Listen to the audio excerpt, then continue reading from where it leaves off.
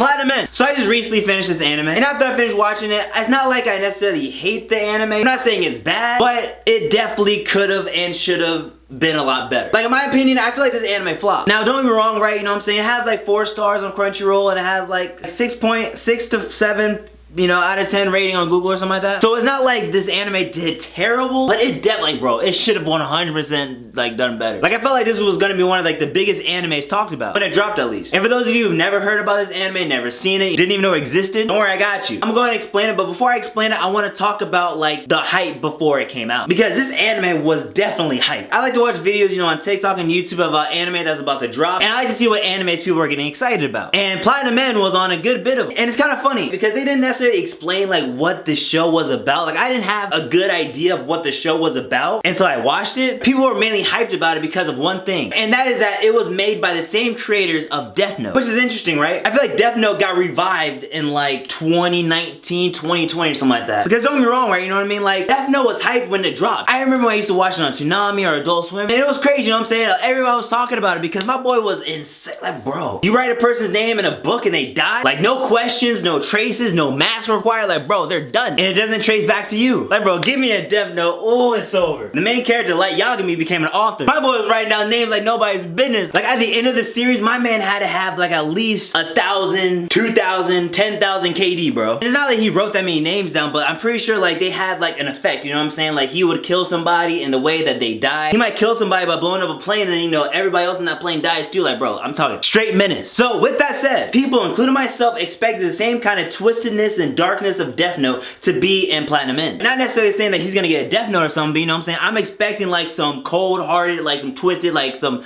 crazy stuff, bro. Now let's talk about what Platinum End is about. So basically, God is dying, which off the bat, that sounds like, whoa, bro. Like something's about to go down, you feel me? I'm already interested. So now they gotta find a new person to replace God. And the way they do this is that they send 12 angels down to earth to find candidates. Now in order for you to become a God candidate, you gotta basically be on like the brink of despair. Like, nothing's gone your way. Like you're legit about to go kill yourself. Like all the 12 people who became a God candidate was about to kill themselves. But then an angel showed up and saved them. And now with an angel comes some power. And depending on what rank your angel is, depends on what kind of powers you get. With a second rank angel, you get a red arrow. Anybody shot with this arrow will basically fall madly in love with you and do whatever you want. Like it don't matter who it is. It could be that one thick teacher that had no business wearing pants that tight in class. Like, bro, I know what I'm shooting. Hey. I know y'all didn't just agree with that. With great power comes great responsibility, bro. You gotta stay on the right path, man. Come on, y'all weird, bro. Y'all weird as hell, man.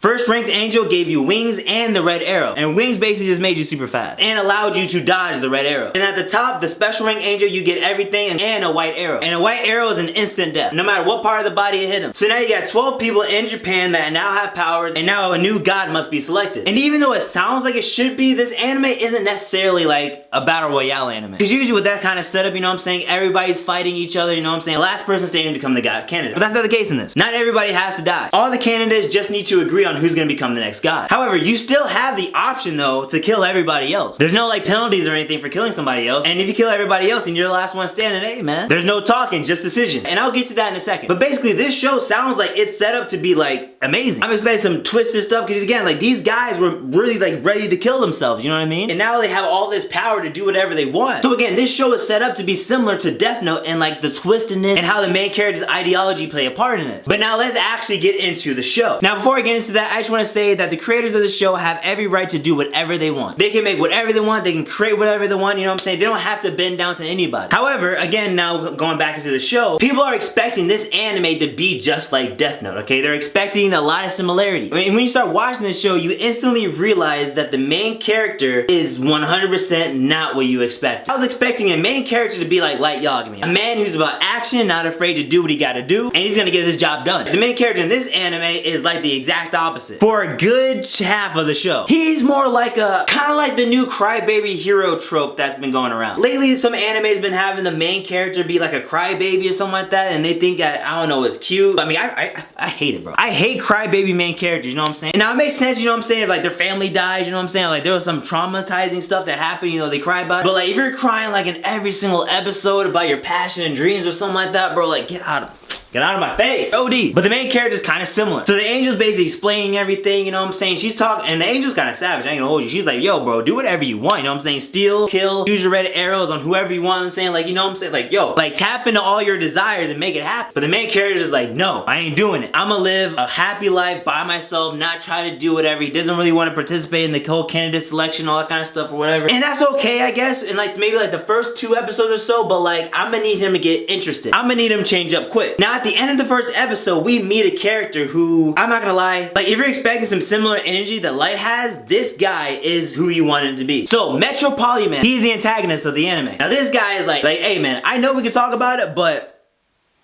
I don't got the time. Talk no juicy won't work on this man. He decides to go start killing everybody. Like legit, like deadass, like this boy just starts killing all the candidates. He's ruthless, he tricks people, like cold-hearted, like this man's what we wanted to see. While we get this guy who doesn't want to kill people, he doesn't believe in hurting anybody, he just wants everybody to be happy. This other dude is like wrecking the city. They're telling the main character, yo, we gotta kill this guy or he's gonna mess everything up. The whole chaos is never gonna end. And the main character's like, oh no, I don't wanna, you know what I'm saying? I don't wanna deal.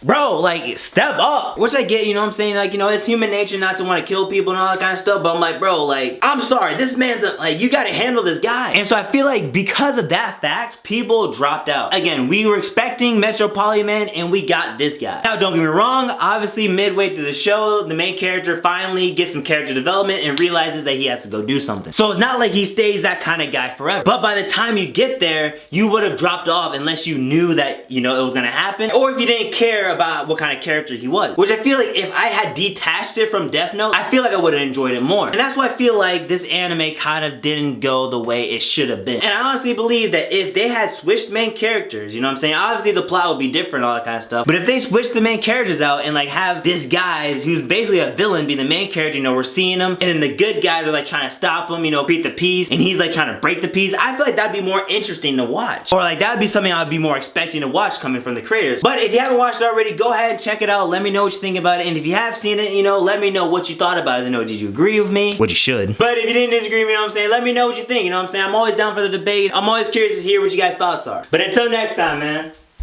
take it easy.